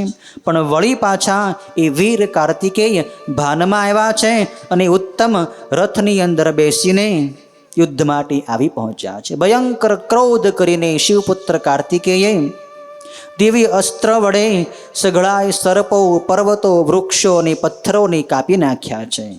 પરજન્યાસ્ત્ર વડે અગ્નિને બુઝાવી નાખ્યો છે. રમત માત્રમાં શંખચૂડના રથને અને ધનુષ્યને કાપી નાખ્યા. તેના બખ્તરને પણ તોડી નાખ્યું છે. કાર્તિક સ્વામીએ બધાએ ઘોડાઓને મારી નાખ્યા. એની પાઘડીને, એના મુગટને પણ તોડી નાખ્યો છે અને વીર ગર્જના કરી છે. અને વીર ગર્જના કરીને કુમાર કાર્તિકેયે ભયંકર શક્તિનો પ્રહાર એ શંખચૂડની છાતી ઉપર કર્યો છે. એટલે શંખચૂડ પણ થોડી વાર મૂર્છિત થયો છે. પછી મહાબળવાન શંખચૂડ ફરી ભાનમાં આવ્યો છે અને અદ્ભુત પરાક્રમ કરીને કાર્તિકેયને છાતી ઉપર શક્તિનો પ્રહાર લગાવી દીધો છે. એટલે કાર્તિકેય પૃથ્વી ઉપર પડી ગયા છે. એટલે કાલી દેવી ભદ્રકાલી કાર્તિક સ્વામીની ખોળામાં લઈને ભગવાન શિવની પાસે લઈ જાય છે. અને પછી એકલા કાલી દેવી જ શંખચૂડની સાથે હવે યુદ્ધ કરે છે. આ કાલી દેવી એટલા કોપાયમાન થયા છે. વીરભદ્ર પણ સાથે છે. વીરભદ્ર ત્યાં આવી પહોંચે છે જ્યારે કાર્તિક સ્વામીને શંખચૂડે મૂર્છિત કર્યા અને કાર્તિક સ્વામીને લઈને ભદ્રકાલી શિવની પાસે જાય છે. એ અરસામાં વીરભદ્ર શંખચૂડની સાથે યુદ્ધ કરવા માટે આવી પહોંચે છે. શંખચૂડ અને વીરભદ્રનું મહાન યુદ્ધ થાય છે. પણ શંખચૂડની પાસે અદ્ભુત શક્તિ છે એટલે વીરભદ્ર તેનાથી પાછા હટવા લાગે છે. પછી તો ભયંકર કાલી દેવીએ જ મદ્યપાન કર્યો છે અને મોટું અટ્ટહાસ્ય કરીને રણમાં નૃત્ય કરવા લાગ્યા છે. શંખચૂડે કાલી દેવીની સાથે યુદ્ધ કરે છે. મહાકાલી દેવીએ નારાયણાસ્ત્ર શંખચૂડની ઉપર ફેંક્યું છે. ભયંકર અસ્ત્ર નારાયણાસ્ત્ર, જેનું કોઈ વારણ ન થઈ શકે એવું ભયંકર અસ્ત્ર આ નારાયણાસ્ત્ર છે. એ અસ્ત્રને આવતું જોઈ શંખચૂડ રથ ઉપરથી નીચે ઉતરીને એ અસ્ત્રને વંદન કરે છે. સાષ્ટાંગ દંડવત નમસ્કાર કરે છે પૃથ્વી ઉપર પડીને, જેથી એ નારાયણાસ્ત્ર શાંત થયું છે. નારાયણાસ્ત્રનું વારણ કરવાનો એક જ ઉપાય કે એની સામે કોઈ શસ્ત્ર મારવાનું નહીં, એને સાષ્ટાંગ દંડવન નમસ્કાર કરી લઈએ એટલે નારાયણાસ્ત્ર શાંત થઈ જાય છે. શંખચૂડને ખ્યાલ હતો એટલે વંદન કરીને નારાયણાસ્ત્રને પાછું વાળ્યું છે. પછી ભદ્રકાળી દેવીએ બ્રહ્માસ્ત્ર માર્યો છે શંખચૂડની ઉપર, ત્યારે શંખચૂડે પણ સામું બ્રહ્માસ્ત્ર મારીને એનું નિવારણ કર્યું છે. પછી ભદ્રકાળી દેવી લાંબુ મોં પસારીને યુદ્ધમાં શંખચૂડના બધાય અસ્ત્રોને ખાઈ ગયા છે અને શક્તિના સેંકડો ટુકડા કરી નાખ્યા છે. શંખચૂડે કાલી દેવી ઉપર વૈષ્ણવાસ્ત્ર છોડ્યું છે, ત્યારે કાલી દેવીએ પણ મહેશ્વરાસ્ત્રથી એનું નિવારણ કર્યું છે. એમ ઘણા કાળ સુધી પરસ્પર બંનેના યુદ્ધ થઈ રહ્યા છે. ભદ્રકાળી દેવી ક્રોધાયમાન થઈને કાળ જેવા બની ગયા અને રોષથી પાશુપતાસ્ત્ર બાણને મંત્રથી પવિત્ર કરીને ગ્રહણ કર્યું છે. હવે તો ભદ્રકાળી દેવીએ પાશુપતાસ્ત્ર હાથમાં લીધું, પ્રચંડ બાણ છે આ. પણ એ વખતે આકાશવાણી થઈ કે હે દેવી ભદ્રકાળી, આ પાશુપતાસ્ત્રનો પ્રયોગ આપ ન કરો. શંખચૂડનો વધ ભગવાન મહારુદ્રના હાથે થવાનું નક્કી નિશ્ચિત છે. માટે હવે બીજા શસ્ત્રો, ભયંકર શસ્ત્રો છોડવાનું બંધ કરો અને માત્ર અન્ય ઉપાય વડે જ તમે હે ચંડિકા દેવી શંખચૂડની સાથે યુદ્ધ કરો. શંખચૂડનું મૃત્યુ આપનાથી થવાનું નથી, એ ભગવાન મહારુદ્રના હાથે થવાનું છે. એમ સાંભળીને ભદ્રકાળી દેવીએ પછી એ શસ્ત્ર ન ફેંક્યું અને ભૂખ હોવાને લીધે એ ભદ્રકાળી દેવી 1,00,000 દાનવોને ખાઈ ગયા છે. શંખચૂડને પણ ખાઈ જવા માટે વેગથી દોડ્યા છે ભદ્રકાળી દેવી. એટલે શંખચૂડે અસ્ત્ર મારીને એને અટકાવી દીધા છે. એટલે કાળી દેવીએ ઝળહળતી તલવાર હાથમાં લીધી છે અને શંખચૂડને મારવા માટે તૈયાર થયા છે. આવી રીતે પરસ્પર યુદ્ધ થવા લાગ્યા. મહાકાળી દેવી શંખચૂડને ખાઈ જવા માટે દોડ્યા છે એટલે શંખચૂડ અદૃશ્ય થયો છે અને ભદ્રકાળીની ઉપર પ્રલયકાળની અગ્નિની શિખા જેવું ચક્ર વેગથી ફેંક્યું છે. ભદ્રકાળી દેવીએ ચક્રનો આહાર કરી ગયા છે અને વેગપૂર્વક એ શંખચૂડની ઉપર મુઠ્ઠીનો પ્રહાર કર્યો છે. એટલે શંખચૂડ ભ્રમિત થઈને મૂર્છા પામ્યો છે. પણ ભદ્રકાળી દેવીમાં શંખચૂડને માતૃભાવ હતો એટલે માતાની સાથે બાહુયુદ્ધ ન કરવું જોઈએ, માટે શંખચૂડે એ યુદ્ધ છોડી દીધું છે. ભદ્રકાળી દેવીને પ્રણામ કરી લીધા છે અને આકાશવાણી થઈ છે કે હે દેવોના ઈશ્વરી, હવે રણમાં માત્ર 1,00,000 જ દાનવો બાકી રહ્યા છે, એને તમે ખાઈ જાઓ. પછી માત્ર એકલો શંખચૂડ જે બાકી રહે એનો સંહાર ભગવાન મહાદેવ કરશે. તમે શંખચૂડને મારી શકશો નહીં.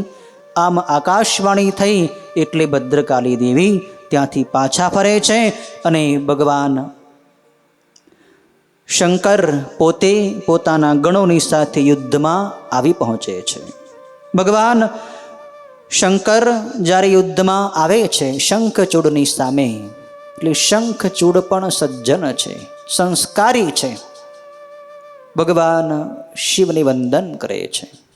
રથ ઉપરથી શંખચૂડ નીચે ઉતરી જાય છે અને ભગવાન શંકરના ચરણોમાં સાષ્ટાંગ દંડવન નમસ્કાર કરે છે અને નમસ્કાર કર્યા પછી ભગવાન શંકરની સાથે યુદ્ધની શરૂઆત કરે છે. પાછો એ શંખચૂડ વિમાન ઉપર ચડી જાય છે અને તેણે અદ્ભુત બખ્તર, જે ભગવાન કૃષ્ણનું બખ્તર છે, એ પહેરી લીધું છે અને ભગવાન શિવની સાથે શંખચૂડનો 100 વર્ષ સુધી યુદ્ધ થયું અને ભયંકર યુદ્ધમાં એકાબીજાને હણવા માટે મહાન પ્રયત્ન કરે છે. દાનવ શંખચૂડે કોપથી ધમધમી જઈ વેગથી ચક્ર ફેંક્યું છે. ભગવાન શંકરે મુઠ્ઠી મારીને એનો એકદમ ચોરો કરી નાખ્યો છે. એ વખતે હાથીઓનો મોટો ગર્વ છોડાવનારી મોટી ગર્જનાઓથી પોઠિયાએ પણ આકાશ, પૃથ્વી અને 8 દિશાઓને એકદમ પૂરી દીધા છે. ક્ષેત્રપાળે અમંગળ ખડખડાટ હાસ્ય કરવા માંડ્યું એટલે ભૈરવે પણ મહારણમાં મોટી ગર્જનાઓ કરી મૂકી છે. એ ભયંકર કઠોર શબ્દોથી બધાય અસુરો અત્યંત ત્રાસ પામ્યા અને મહાબળવાન દાનવેન્દ્ર એ સાંભળીને અત્યંત ક્રોધાયમાન થયો. ઓ દુષ્ટાત્મા, ઊભો રહે એમ ભગવાન શિવે જ્યારે હાકોટો કર્યો ત્યારે દેવોએ તથા ગણોએ પણ તરત જ આપ જય પામો એવો જયનાદ કર્યો. પછી અત્યંત પ્રતાપી દંભપુત્ર શંખચૂડે સામે આવીને જ્વાળાઓની માળાઓથી વ્યાપ્ત અતિશય ભયંકર શક્તિ ભગવાન શિવની સામે ફેંકી છે.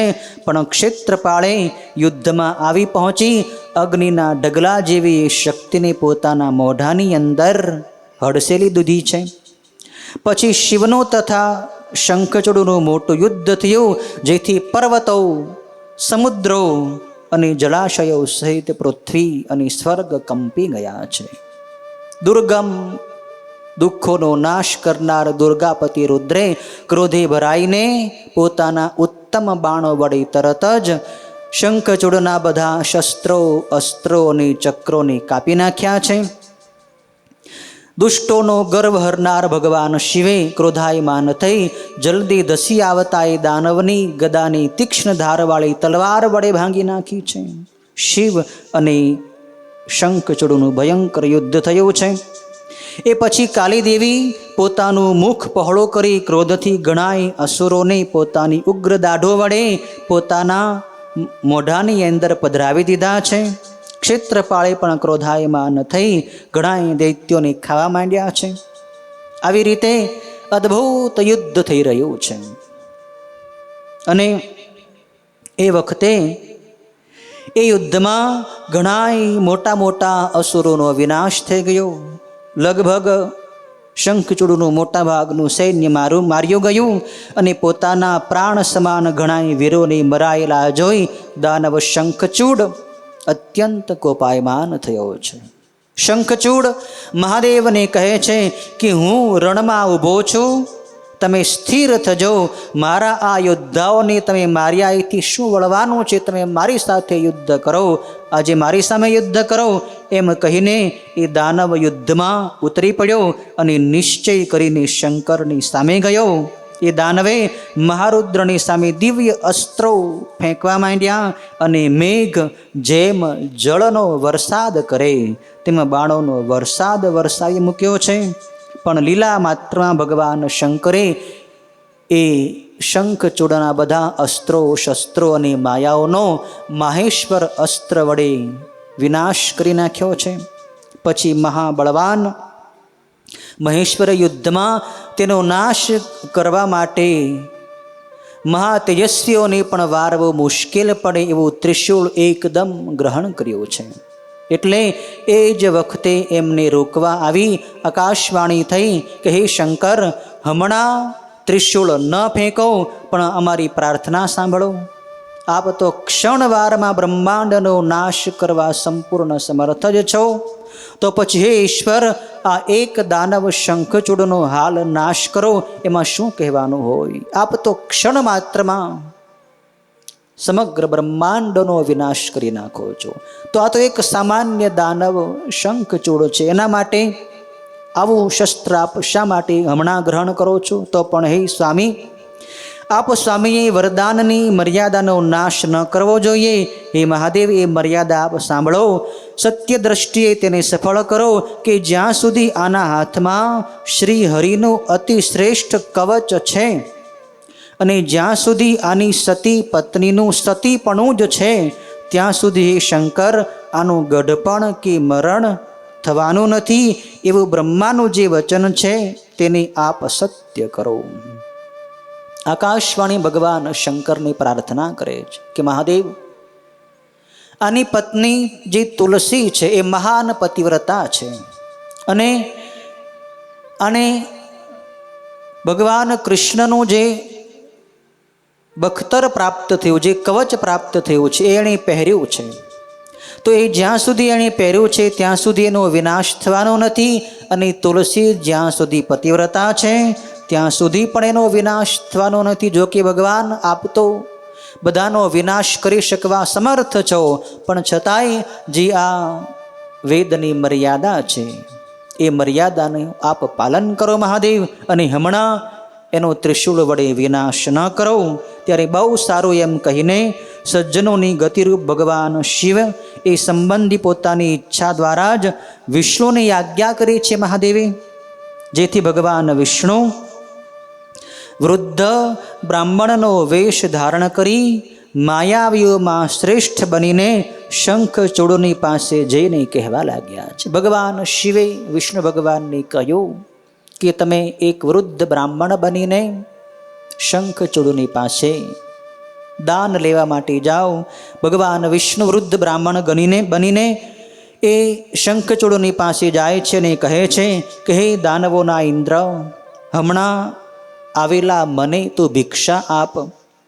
એ મારી માગણીને દિનજનો પર પ્રેમવાળા તારી આગળ હાલ હું પ્રગટ નહીં કરું, પણ તે આપવાની જ્યારે તું સત્ય કબૂલાત કરીશ એ પછી જ હું તને કહીશ. ભિક્ષામાં હું કંઈક વસ્તુ માગવા આવ્યો છું, પણ પહેલાં તું સત્ય પ્રતિજ્ઞા કર કે હું જે માગીશ એ તું આપીશ તો ખરો ને. આપવાની તું પ્રતિજ્ઞા કર, પછી હું મારી વસ્તુ તને બતાવું છું. રાજેન્દ્ર શંખચૂડે પ્રસન્ન મુખ અને પ્રફુલ્લ નેત્રોથી યુક્ત થઈને કહ્યું કે બહુ સારું, જે તમે માગશો હું તમને આપવા તૈયાર છું.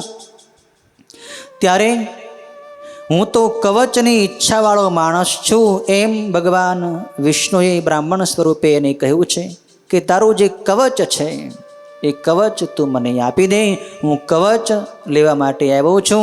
એ સાંભળીને બ્રાહ્મણોના ભક્ત અને મહાન સમર્થ એ દાનવે સત્યવાણીવાળા થઈ પોતાનું પ્રાણ તુલ્ય એ કવચ એ બ્રાહ્મણને આપી દીધું. ધન્ય છે આ શંખચૂડને, જે કવચ એની રક્ષા કરતું હતું અને જેના આધારે જેના પ્રાણ ટકી રહ્યા હતા, એવું અદ્ભુત કવચ એક બ્રાહ્મણને, અને એ પણ આવા યુદ્ધ સમયે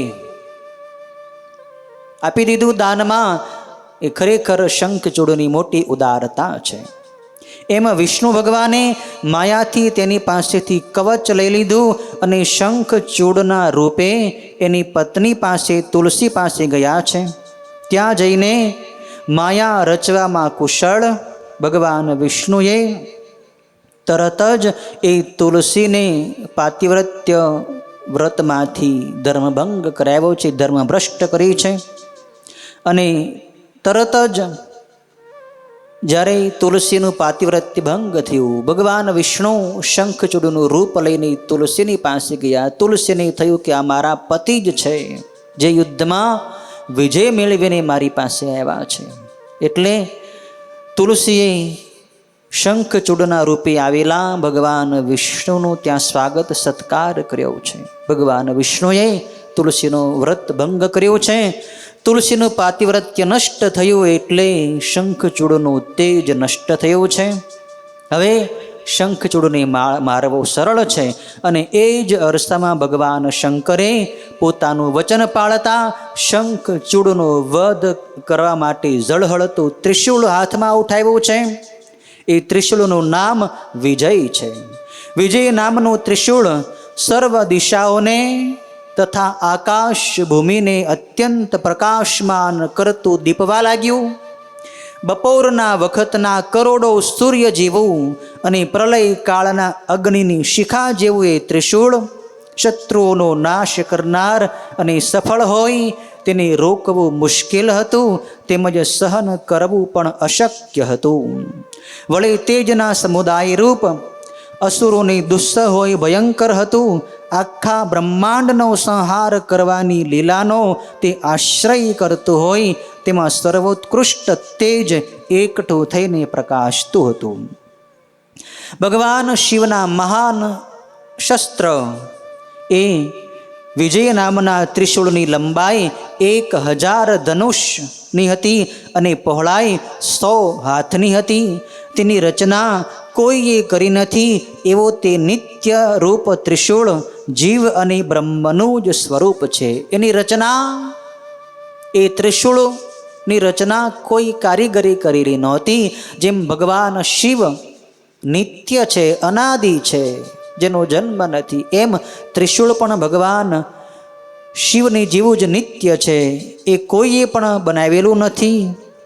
એવું એ ભયંકર ત્રિશૂળ ભગવાન શિવે હાથમાં લીધું છે. ક્ષણવારમાં એ ત્રિશૂળ ભગવાન શિવે શંખ ચૂડની ઉપર ફેંક્યું છે અને ક્ષણવારમાં એ ત્રિશૂળ શંખ ચૂડની ઉપર આકાશમાં અત્યંત ભમવા લાગ્યું અને શિવની આજ્ઞાથી એકદમ નીચે પડી એણે તરત જ શંખ ચૂડની બાળીને ભસ્મ કરી નાખ્યો છે. શંખ ચૂડ મરાયો છે અને પછી મહેશ્વરનું એ ત્રિશૂળ પોતાનું કાર્ય કરીને જલ્દી પાછું આકાશ માર્ગે મન જેવી ગતિ કરતું ભગવાન શંકરની પાસે જતું રહ્યું છે. એ વખતે સ્વર્ગમાં નોબતો ગડગડવા લાગી. ગંધર્વો તથા કિન્નરો ગાવા લાગ્યા, મુનિઓ તથા દેવો સ્તુતિ કરવા લાગ્યા અને અપ્સરાઓના સમૂહો નૃત્ય કરવા લાગ્યા છે. ભગવાન શિવે શંખ ચૂડને મારી નાખ્યો છે. એ વખતે દાનવેન્દ્ર શંખચૂડ ભગવાન શંકરની કૃપાથી શાપમાંથી મુક્ત થયો અને પોતાના પૂર્વના ભગવાન કૃષ્ણના પાર્ષદ તરીકેના સ્વરૂપને પામી ગયો છે. હતો તો એ ભગવાન કૃષ્ણનો પાર્ષદ સુદામા જ, પાછો એ ભગવાન કૃષ્ણનો જ પાર્ષદ બની ગયો છે. એનો શાપ નષ્ટ થયો છે.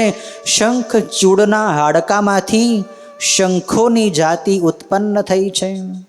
એ શંખોનું પાણી ભગવાન શંકર વિના દરેક દેવ માટે વખણાય છે. એક ભગવાન શંકરને જ એ શંખનું જળ ચડાવવામાં આવતું નથી. બાકી બીજા બધાય દેવતાઓની ઉપર એ શંખનું જળ ચડાવી શકાય છે. શંખચૂડની રાખમાંથી અનેક શંખો ઉત્પન્ન થયા છે. વિષ્ણુને તથા લક્ષ્મીને શંખનું પાણી ઘણું જ પ્રિય છે. તેમજ તેમના સંબંધીઓને પણ એ શંખ જળ ઘણું પ્રિય છે. પણ ભગવાન શંકરને એ પ્રિય નથી.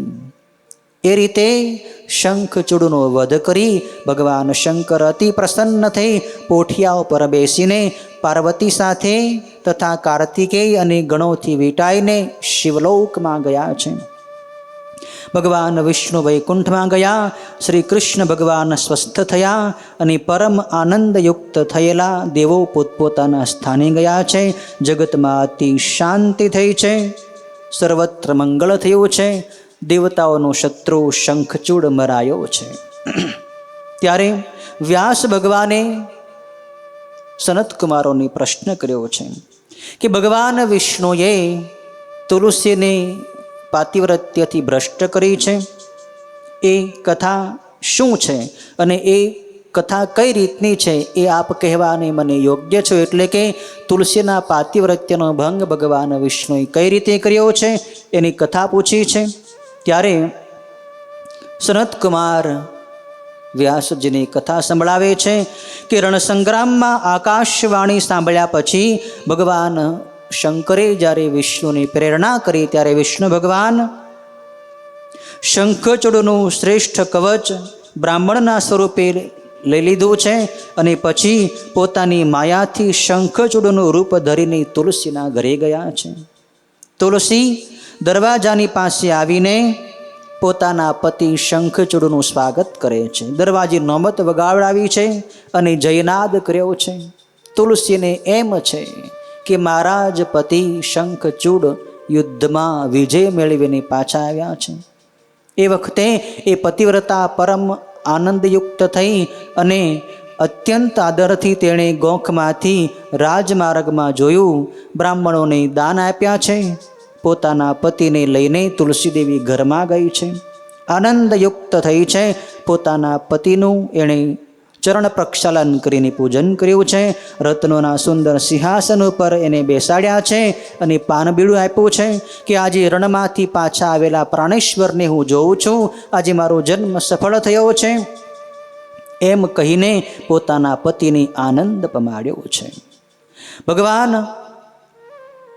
જ્યારે આવી રીતે તુલસીની સાથે વાર્તાલાપ કરે છે જેમના માત્ર ક્ષણ જેટલા સમયમાં વિષ્ણુ બ્રહ્મા વગેરે ગણાય વીતી જાય છે, એવા હે પ્રભુ, એવા એ જ શંકરની સાથે તમે યુદ્ધ કરવા ગયા હતા, તો દેવોના સહાયક તે શંકરની સાથે તમારું યુદ્ધ કેવી રીતે થયું? તો તુલસી પૂછે છે. ભગવાન મહારુદ્ર તો અત્યંત પરાક્રમી છે, એનાથી કોઈ બચી શકતું નથી, તો એ મહારુદ્રની ઉપર તમે વિજય કેવી રીતે મેળવ્યો છે? ત્યારે ભગવાન વિષ્ણુ જે શંખચૂડના રૂપે તુલસીની સાથે વાર્તાલાપ કરી રહ્યા છે, એ કહે છે કે શંકર પણ તેમની સહાય કરવા માટે યુદ્ધે ચડી આવ્યા, એટલે મેં પણ બળથી ગર્વિત થઈ તેની સાથે ઘણા લાંબા કાળ સુધી યુદ્ધ કર્યું છે. પછી અમારા બંનેનું યુદ્ધ પૂર્ણ 1 વર્ષ સુધી ચાલ્યું. તેમાં હે તુલસી, સર્વ અસુરોનો નાશ થઈ ગયો. બ્રહ્માએ પોતે અમારા બંનેની વચ્ચે પ્રીતિ કરાવી છે. બ્રહ્માની આજ્ઞાથી મેં દેવોના અધિકારો સોંપી દીધા છે અને હું પોતાના ઘરે આવ્યો છું. શિવલોકમાં ગયા છે.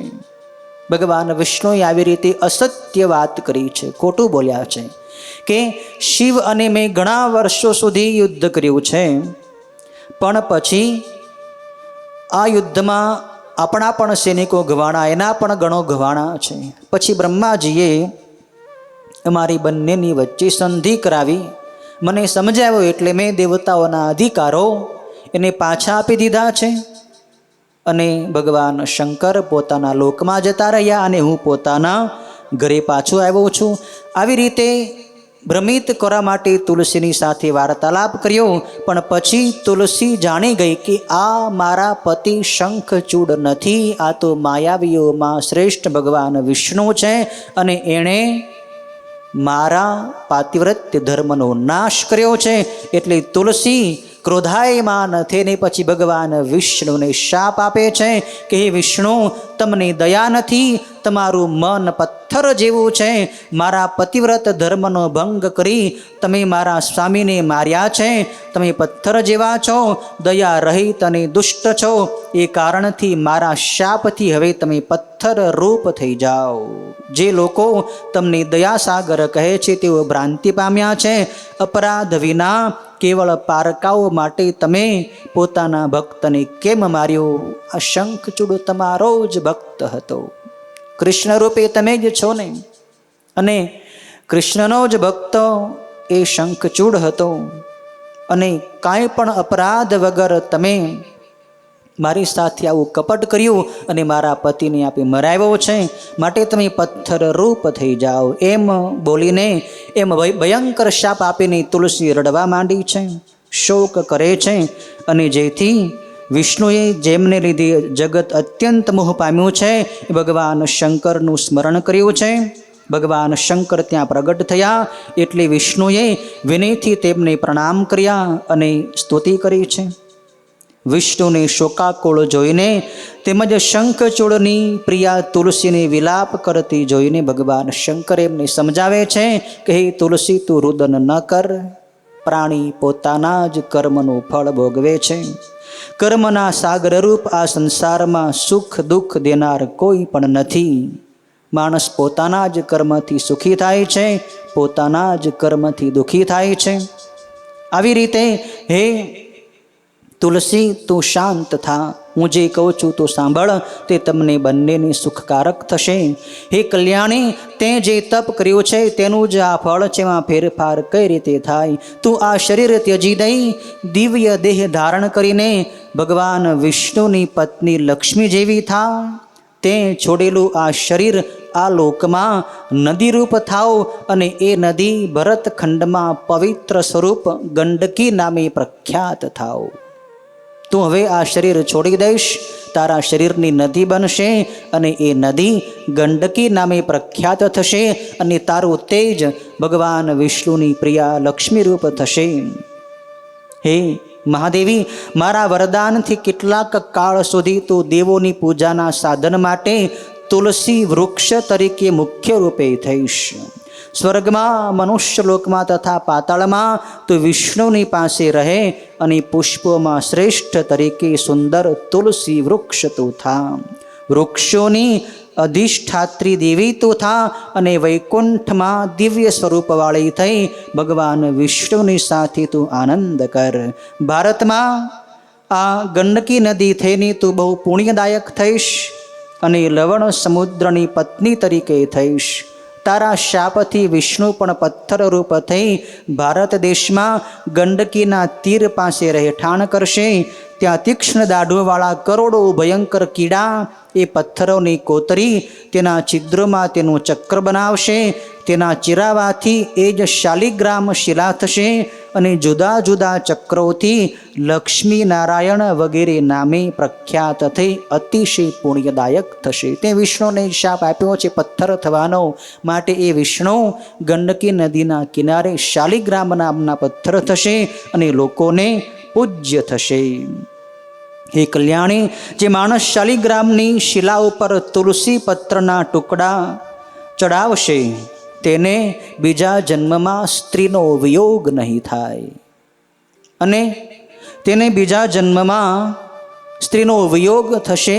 જે માણસ શંખને છોડી શાલિગ્રામ સાથે તુલસીના પત્રનો વિયોગ કરશે, અર્થાત શંખને, શાલિગ્રામને તથા તુલસી પત્રને અલગ કરશે, સદાય સાથે નહીં રાખે, એ પણ 7 જન્મોમાં સ્ત્રી રહિત અને રોગી થશે. ભગવાન શંકર કહે છે કે શિલા ઉપર, શાલિગ્રામની ઉપર તુલસી પત્રના ટુકડા કરશે અથવા તો શાલિગ્રામને તુલસી પત્રથી રહિત કરશે, તેને સ્ત્રીનો વિયોગ થશે. એટલે કે તુલસી અને શાલિગ્રામને અલગ અલગ ન કરવા, નહીતર એને જે અલગ કરે છે એને સ્ત્રીનો વિયોગ થાય છે.